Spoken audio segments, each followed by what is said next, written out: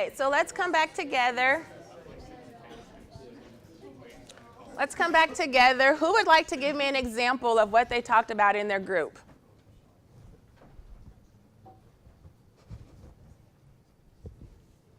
All right, go ahead. I mean, definitely time management, because you have to take part, like making sure you're going to your professors and saying like, hey, I'm traveling this day, and looking at your practice slot and seeing, okay, I practice here, classes here, when do I have time to do homework? Or when do I have time to make up a test, or different things like that. So, I mean, you really have to like manage your time wisely, either if it's traveling on the road or whatnot.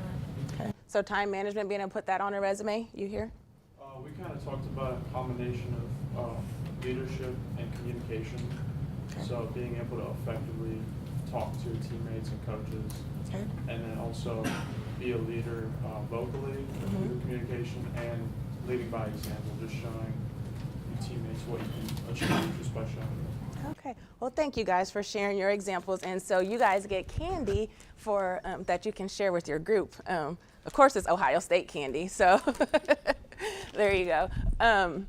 So we'll look at a couple of examples real quick of just like how you can utilize that in a resume. So here's one example, and just like you mentioned, leadership experience. So you have your leadership experience here, and then as the captain, and they talk a little bit more about what they did as the captain of the team. And so you can see the different bullet points that are stated here. And again, with like the Student Athlete Advisory Board, what are the things that they did as being a member of the Student Athlete Advisory Board? So those will be some examples of how you can show leadership experience in your resume.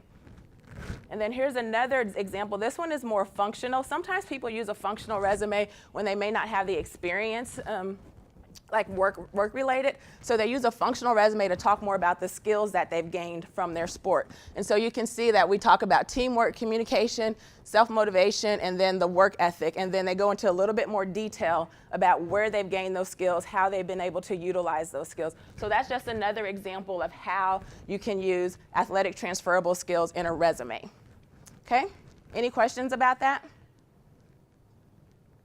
Okay, so that's the end of the resume portion. We're going to move on now to cover letter. So again, I want you to get back into your small groups, talk about how can you talk about your athletic experiences in a cover letter, okay?